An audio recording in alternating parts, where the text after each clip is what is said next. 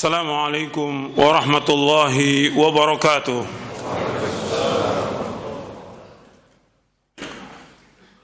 إن الحمد لله نحمده ونستعينه ونستغفره ونعوذ بالله من شرور أنفسنا ومن سيئات أعمالنا.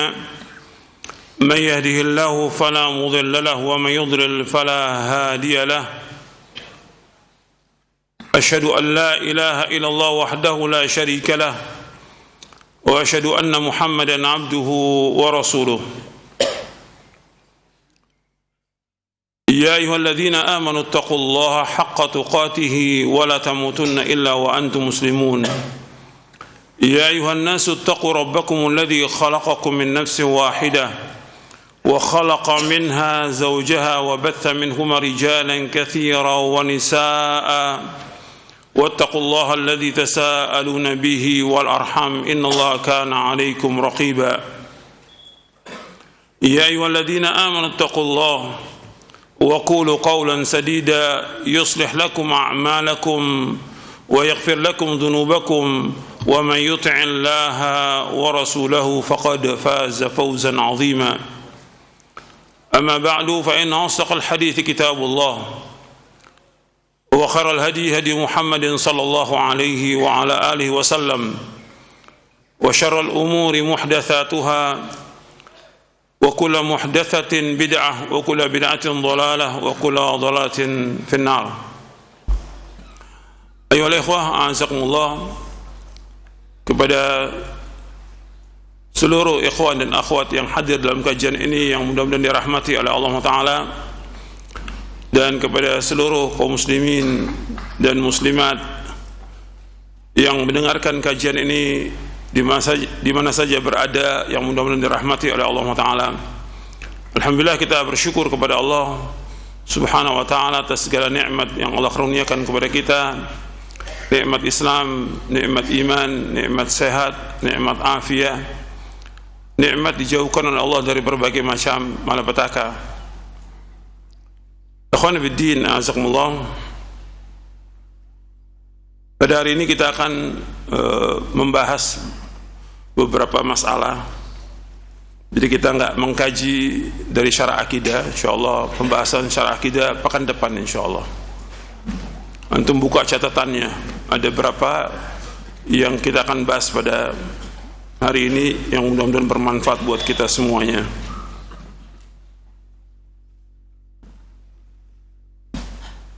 Yang pertama saya akan jelaskan berkaitan dengan masalah ilmu. Kemudian setelah itu berkaitan dengan masalah dakwah. Saya sudah bawakan penjelasan Al-Imam Ibnul Jauzi dan saya akan ulangi lagi penjelasan Al-Imam Ibnul Jauzi dan juga penjelasan Al-Imam Ibnu Qutaibah Ad-Dinawari, supaya betul-betul kita memahami tentang ilmu dan juga tentang amal. Kemudian baru setelah itu tentang dakwah.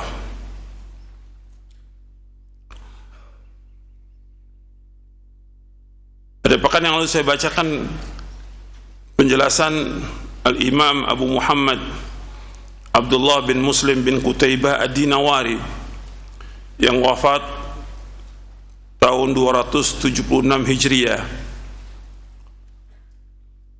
Dalam kitabnya Al-Ikhtilafu fil Lafz, beliau menjelaskan di dalam kitabnya itu yang sudah ditahqiq di halaman 87, kata beliau, wa kana talibul ilmi fima madha yasma'u liya'lama wa ya'lamu liya'mala wa yatafaqahu fi dinillahi liyantafi'a wa yanfa'a, faqad sara talibul ilmi al'an yasma'u liyajma'a wa yajma'u liyudhkara wa yahfadhu liyughaliba wa yafkhara. Kata Imam Ibnu Qutaibah Ad-Dinawari rahimahullah, yang terkenal dengan Khatibus Sunnah, di abad ketiga, wafat tahun 276 Hijriah.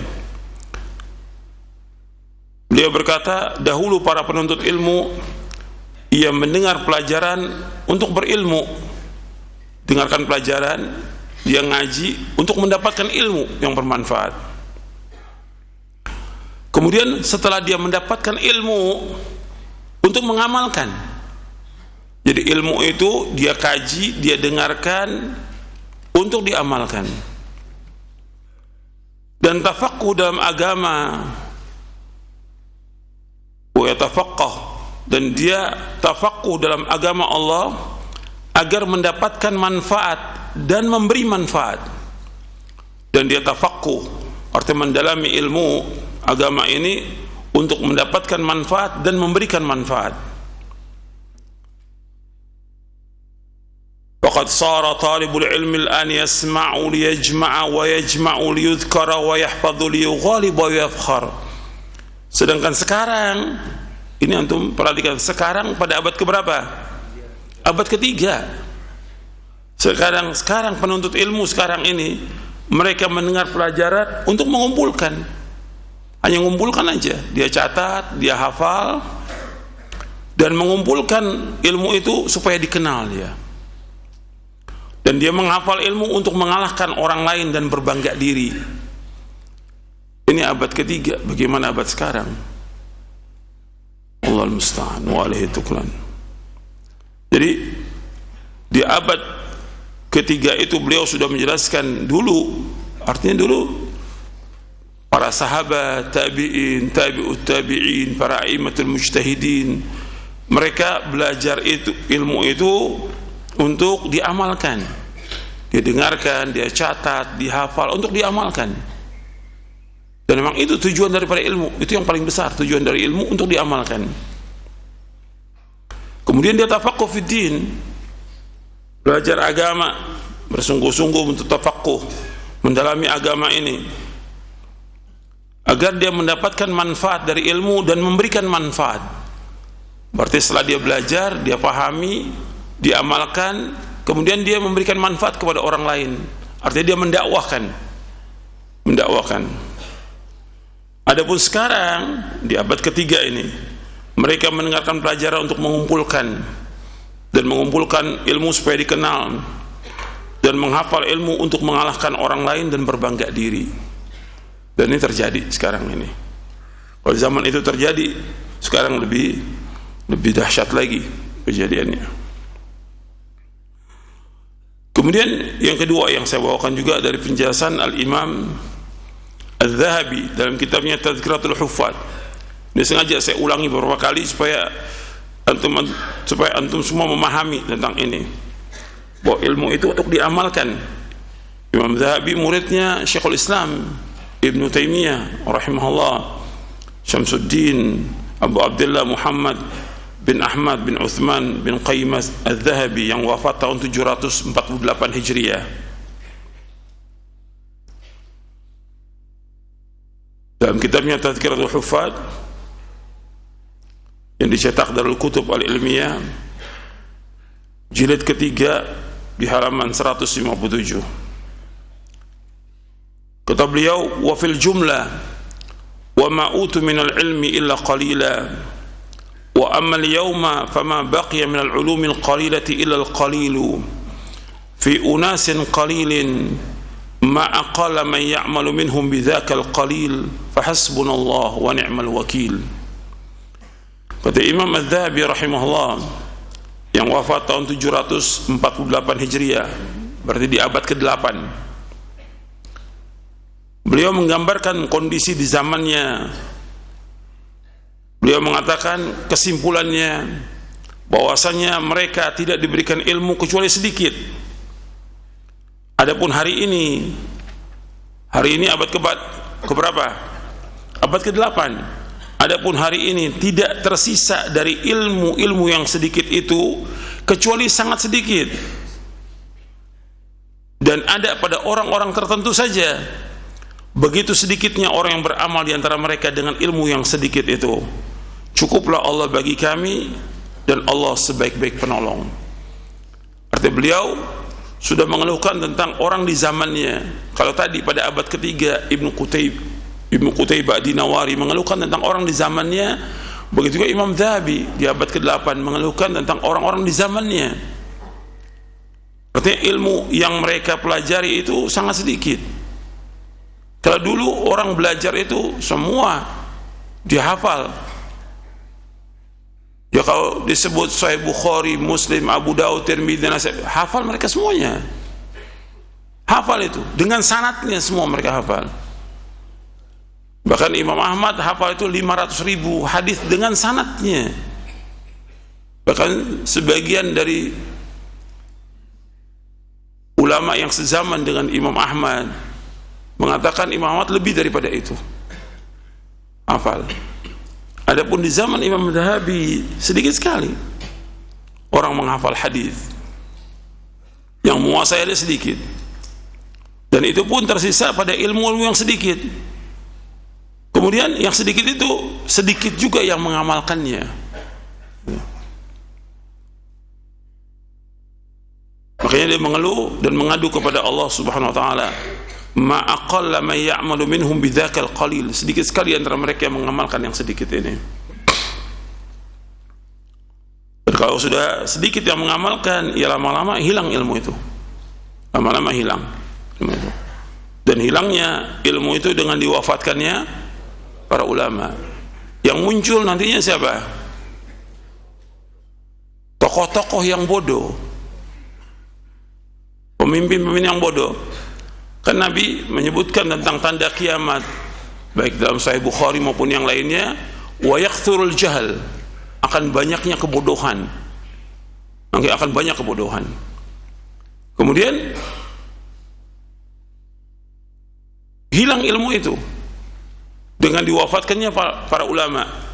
Sebagaimana Nabi sebutkan dalam hadis yang sahih riwayat Bukhari dan Muslim, innallaha la yaqbidul ilma intiza'an yantazi'u minal ibad walakin yaqbidul ilma biqabdil ulama hatta idza lam yubqi 'aliman ittakhadha an-nasu ru'asa juhala fasu'ilu fa'aftau bighairi ilmin fadhallu wa adallu. Kata Nabi SAW, sesungguhnya Allah tidak akan mencabut ilmu ini sekaligus dari hambanya, tapi Allah mencabut ilmu ini dengan diwafatkannya para ulama. Sehingga kalau sudah tidak tinggal para ulama, orang-orang mengangkat pemimpin-pemimpin yang bodoh. Kemudian mereka ditanya tentang masalah agama, mereka memberikan fatwa yang mereka sesat dan menyesatkan kaum muslimin. Wadallu wa adallu. Dalam salah satu riwayat Imam Bukhari sebutkan, fasu'ilu fa'aftau bira'yihim wadallu wa adallu.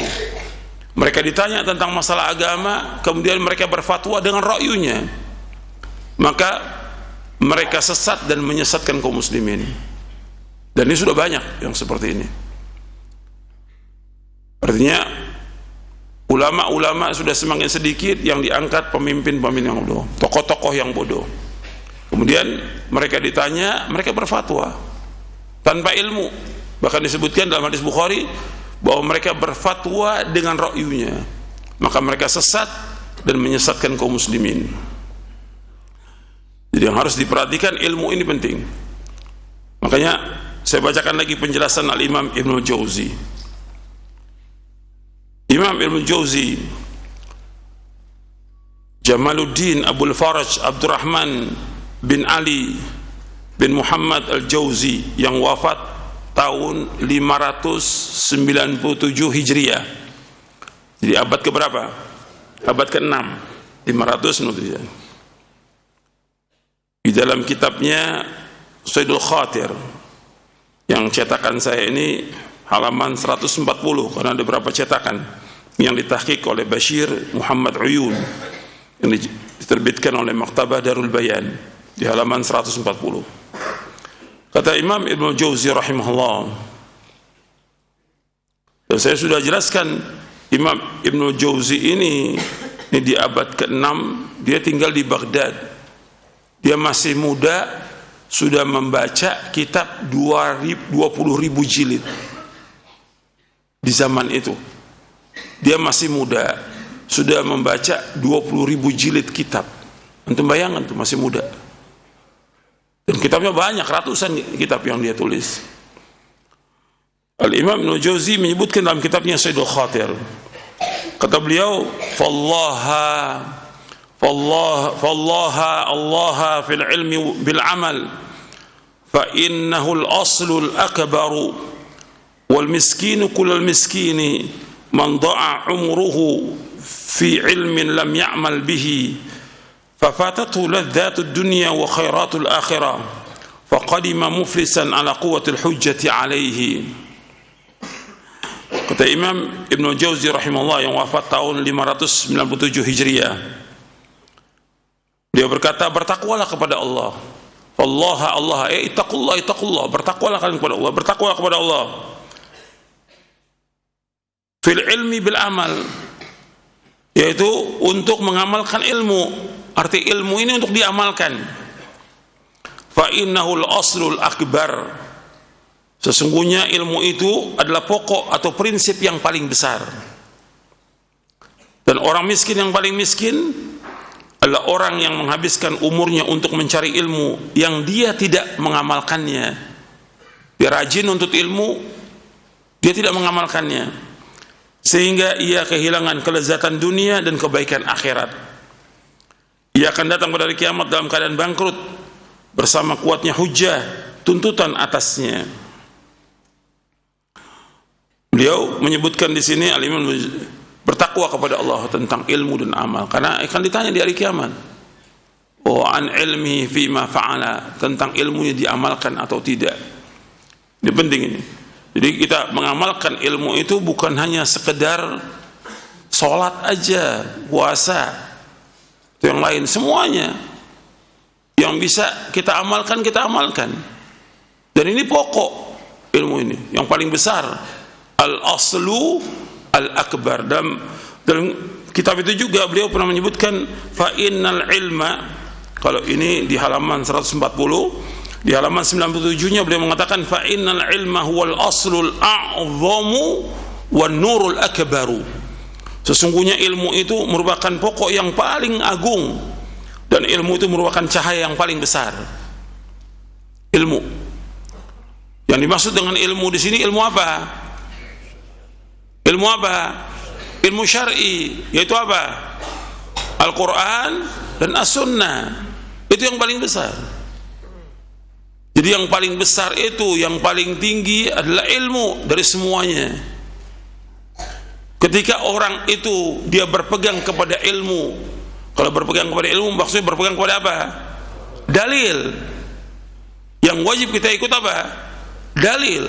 Sekarang ada ulama ulama besar, mereka berfatwa tapi dia nggak bawakan dalil. Sedangkan ada orang yang mengikuti dalil Quran dan Sunnah al-Fahmi Salam. Yang kita ikut yang mana? Dalil. Karena ini pokok yang besar, nggak ada yang lebih besar daripada ilmu. Ulama ini besar, terkenal, tapi ilmu lebih besar daripada para ulama. Paham maksudnya? Ilmu itu lebih besar dari semuanya, karena ilmu ini adalah apa? Wahyu, Al-Quran dan As-Sunnah. Lebih besar dari semua, itu yang kita ikut. Sekarang kan tidak, apa kata ustadz, dia ikut ustadz. Apa kata kiai, dia ikut kiai. Apa kata ulama, dia ikut ulama. Yang wajib diikut apa? Dalil.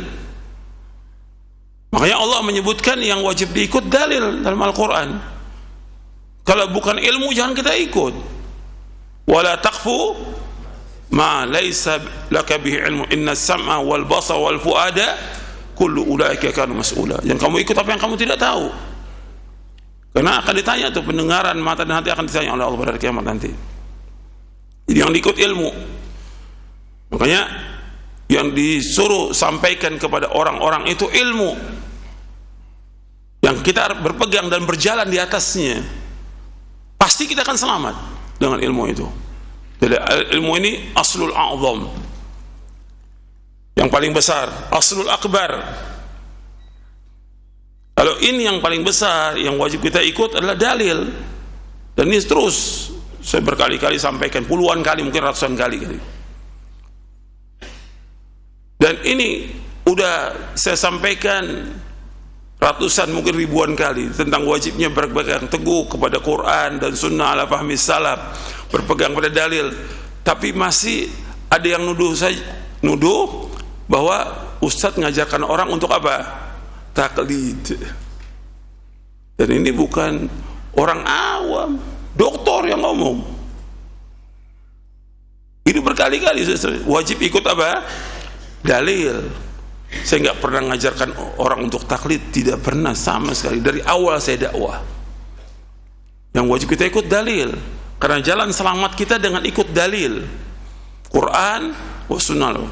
Hatta kita menyalahi ulama nggak ada masalah selama kita ikut apa? Dalil. Karena itulah yang diajarkan oleh para ulama salaf.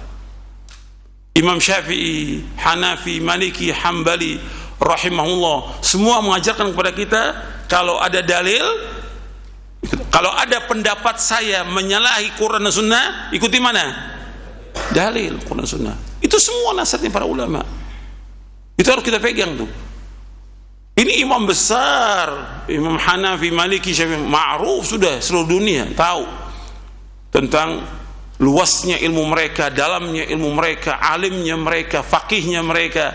Tapi mereka mengatakan, kalau ada pendapatku menyalahi sunnah Rasulullah, kalau ada pendapatku menyalahi dalil Quran dan Sunnah, maka peganglah dalil, buang pendapatku.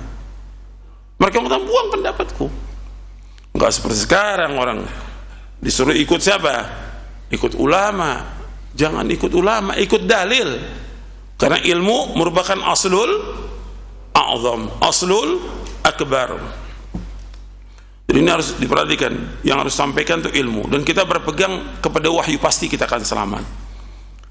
Kepada orang-orang musyrikin aja Nabi disuruh nabbi'uni bi'ilmin in kuntum sadiqin. Nabbi'uni bi'ilmin, sampaikan kepadaku dengan apa? Ilmu. Maksudnya ilmu apa? Dalil. Jika kalau orang jujur, semua dengan ilmu, semua dengan dalil. Allah juga mengatakan, kul hatu burhanakum in kuntum sadiqin. Tunjukkan bukti kamu, tunjukkan hujah kamu, tunjukkan dalil kamu jika kamu orang jujur, dalam surah Al-Baqarah. Qul hal indakum min ilmin fatukhrijuhu lana? Apakah kamu punya ilmu? Keluarkan kepada kami. Semua ilmu, semua dalil itu Allah sebutkan. Makanya Allah menyuruh kita untuk berpegang pada apa? Dalil. Dan kita akan selamat. Dan kita berada di atas jalan yang lurus dengan kita berpegang pada dalil. Allah sebutkan dalam surah Az-Zukhruf, fastamsik billadhi uhiya ilaika innaka ala siratim mustaqim. Fastamsik billadhi uhiya ilaika innaka ala siratim mustaqim. Berpeganglah teguh dengan apa? Dengan wahyu, maka engkau berada di atas jalan yang lurus. Selama kita berpegang kepada wahyu, kalau wahyu apa? Dalil Quran dan Sunnah, maka engkau berada di atas jalan yang lurus, di atas siratal mustaqim. Itu yang kita pegang, itu yang kita berjalan di atasnya, bukan dengan yang lain, bukan kata orang, bukan kata ustadz, bukan kata kiai, bukan dalil. Ini penting ini ribuan kali saya sampaikan tentang dalil, berpegang pada dalil. Dan ini yang harus kita pelajari, yang kita pelajari Quran wa sunnah ala fahmi salaf. Ini yang pertama yang perlu saya sampaikan. Sekarang yang kedua yang disampaikan, satu ayat dalam surah Yusuf. Ini saya ambil dari buku saya, Syarah Kitab Tauhid. Nanti antum bisa lihat dalam Syarah Kitab Tauhid di bab yang kelima. Dalam Syarah Kitab Tauhid bab yang kelima.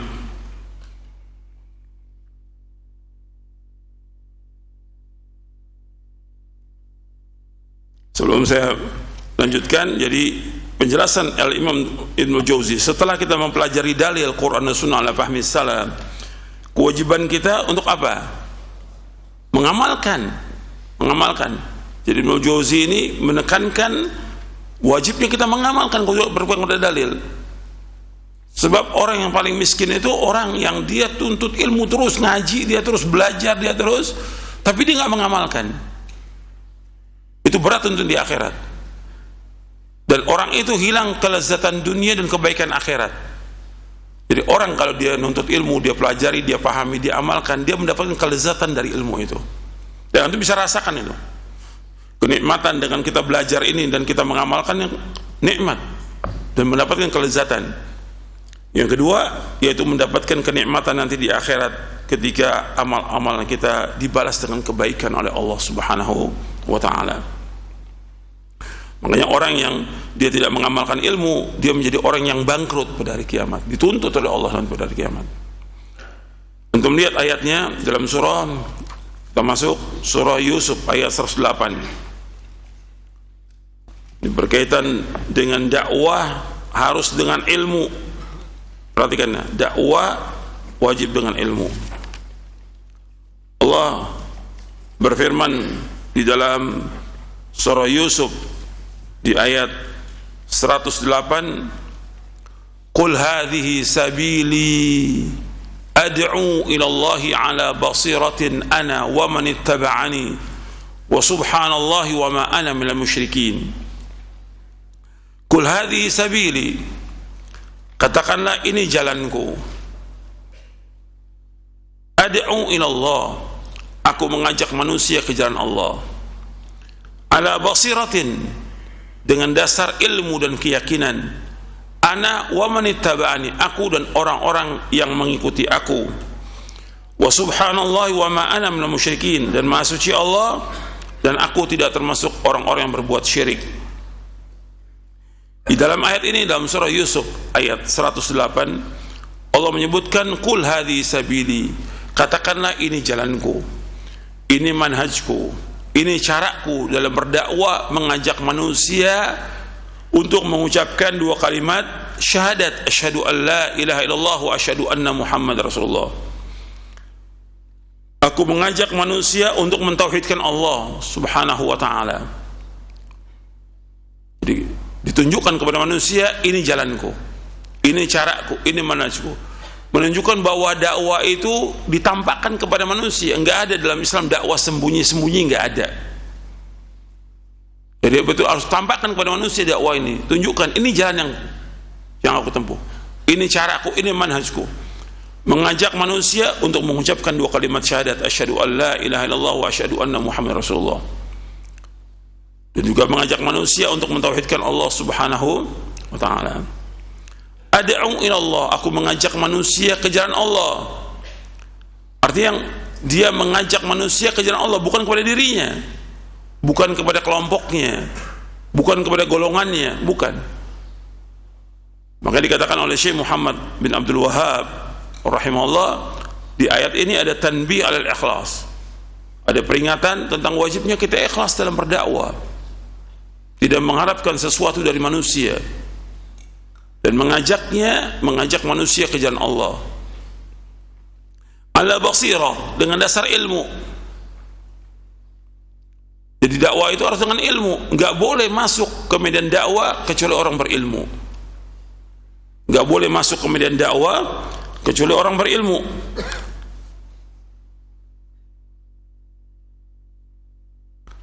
Dijelaskan oleh Al-Hafidh Ibnu Katsir dalam tafsirnya,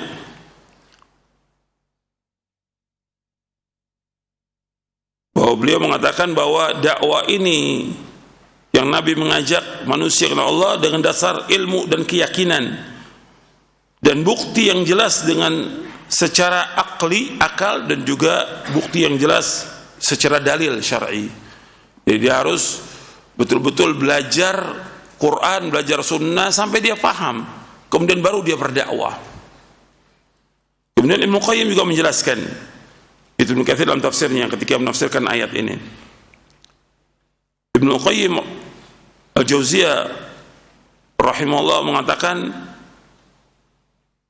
artinya agar engkau ketika berdalil mencapai derajat ilmu yang tertinggi, yaitu basirah, yaitu ilmu. Dan apabila seorang sudah mencapai derajat basirah, ilmu bagi mata hatinya terlihat sangat jelas, sebagaimana dia melihat sebuah benda dengan mata kepalanya. Demikian itulah kekhususan yang dimiliki oleh para sahabat radhiyallahu anhum ajma'in, yang tidak dimiliki oleh umat Islam yang lain. Ini adalah derajat yang tertinggi yang dimiliki oleh para ulama. Dalam kitabnya Madarijus Salikin, di juz yang kedua halaman 502 yang diterbitkan oleh Darul Hadith Kairo. Ibnu Qayyim menjelaskan bahwa ilmu yang mendalam itu dikuasai oleh para sahabat, karena Allah mensifatkan para sahabat dengan orang-orang yang diberikan ilmu. Allah mensifatkan para sahabat dengan orang yang diberikan ilmu. Jadi para sahabat itu Allah sifatkan dengan ilmu, berarti mereka ini orang-orang yang dalam ilmunya para sahabat, sehingga mereka melihat segala sesuatu itu dengan ilmu, dengan dasar ilmu. Antum lihat di dalam surah Saba, Allah mensifatkan para sahabat radhiyallahu anhum ajma'in dengan orang-orang yang berilmu dan orang yang mendalam ilmunya. Di ayat 6 dalam surah Saba ayat 6, wa yaral ladzina utul ilma alladzi unzila ilaika min rabbika wal haqq wa yahdi ila siratil azizil hamid. Wa yaral ladzina utul ilma alladzi unzila ilaika min rabbika wal haqq wa yahdi ila siratil azizil hamid. Dan orang-orang yang diberikan ilmu itu para sahabat. Dalam tafsirnya disebutkan orang yang diberikan ilmu itu para sahabat, yang diturunkan kepadamu Muhammad dari Rabbmu itu benar. Artinya para sahabat meyakini dengan seyakin-yakinnya bahwa apa yang Allah turunkan kepada Nabi Muhammad SAW itu benar, dan menunjuki manusia ke jalan Allah yang maha gagah dan maha terpuji. Jadi Allah menyebutkan tentang para sahabat dengan apa? Ilmu. Orang-orang yang diberikan ilmu oleh Allah SWT. Jadi para sahabat Allah sifatkan dengan ilmu. Nah, itu harus kita ingat tuh. Para sahabat radhiyallahu anhum ajma'in disifatkan oleh Allah dengan ilmu.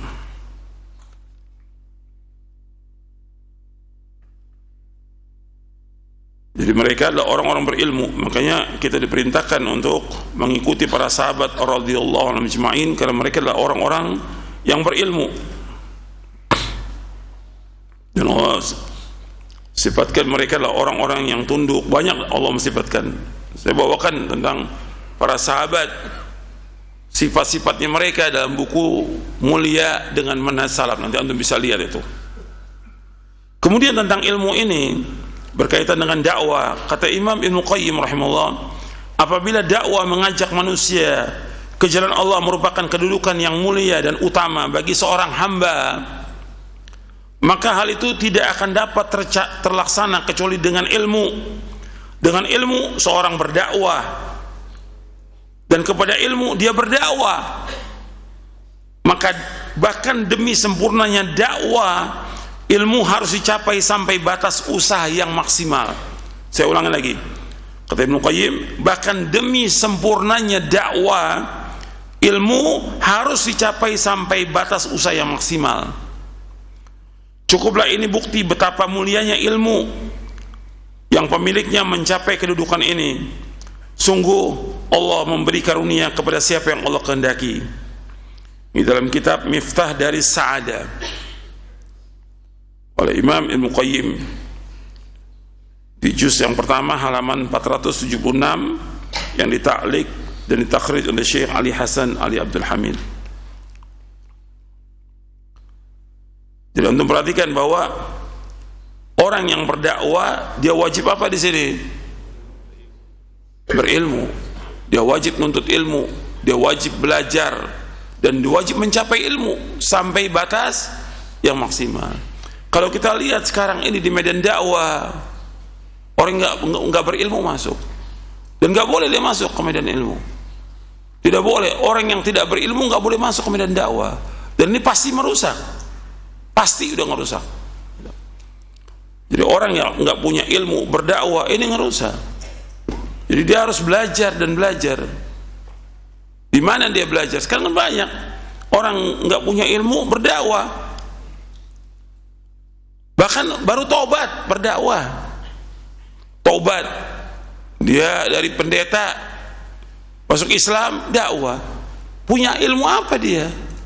Pelawak tobat dakwah. Ada nggak pelawak tobat dakwah? Allah musta'an. Penyanyi tobat dakwah, pemusik tobat dakwah. Gak punya hak dia untuk berdakwah, tidak punya hak sama sekali. dan haram bagi dia untuk berdakwah. Karena apa? Karena dia nggak punya ilmu, dan ini merusak.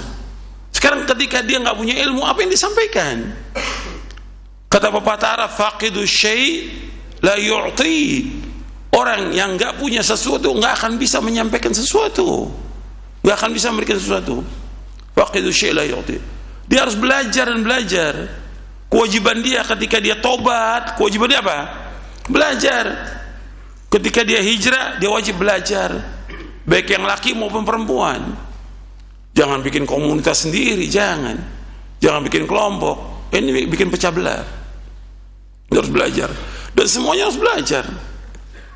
Saya dengan antum sama, kita sebagai talibul ilm, dan terus wajib kita belajar, wajib kita membaca.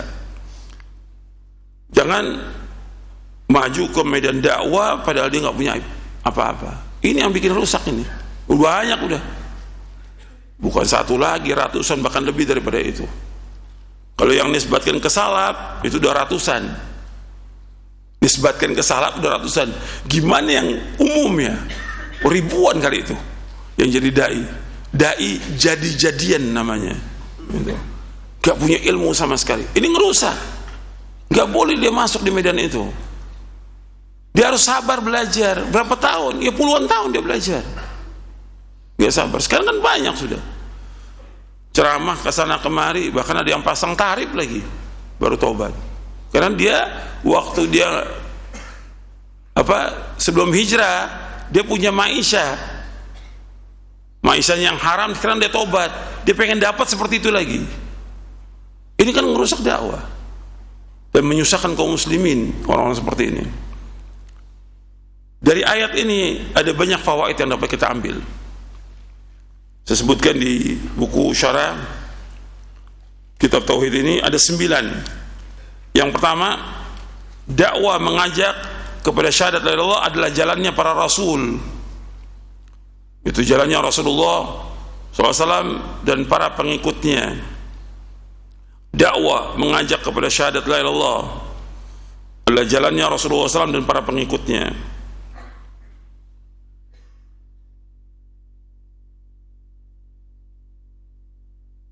Makanya kita mengajak orang untuk mengucapkan 2 kalimat syahadat, mengajak orang untuk mentauhidkan Allah Subhanahu wa taala.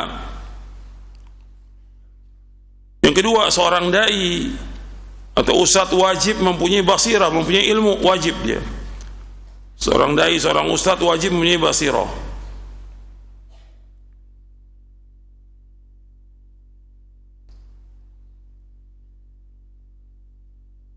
Jadi wajib dia punya ilmu. Yang ketiga, setiap dai wajib mengetahui apa yang didakwakannya dan apa yang dilarang di dalamnya. Yang ketiga, setiap dai wajib mengetahui apa yang didakwakannya dan apa yang dilarang di dalamnya. Kalau disebutkan setiap dai wajib mengetahui apa yang didakwakannya dan apa yang dilarangnya, yang pertama kali yang wajib dia ketahui apa? Tentang apa? Tauhid. Berarti dia harus belajar tuh, harus baca kitab tauhid. Dan beberapa kali ditamatkan kitab tauhid itu. Dia baca, dia harus paham. Baca ilmu itu untuk dipahami. Ulangi lagi, dia baca lagi. Nggak cukup sekali. Para ulama kan ketika menamatkan kitab itu bukan sekali. Ada yang namatkan Sahih Bukhari 5 kali, ada yang 50 kali, bahkan ada yang 500 kali. Gitu. Jadi nggak cukup sekali. Ini gimana para dai mau dakwah sedangkan dia sendiri nggak baca kitab? Gimana dia mau dakwah? Ini ngerusak ini. Orang-orang yang ngerusak. Dia wajib mengetahui yang pertama kali tentang tauhid. Kemudian dan apa yang larang? Yang larang apa? Yang paling besar syirik. Dia harus tahu dan harus dia tahu dengan rinci. Seperti disebutkan oleh Syekh Saleh bin Abdul Aziz Al-Syekh di dalam kitabnya.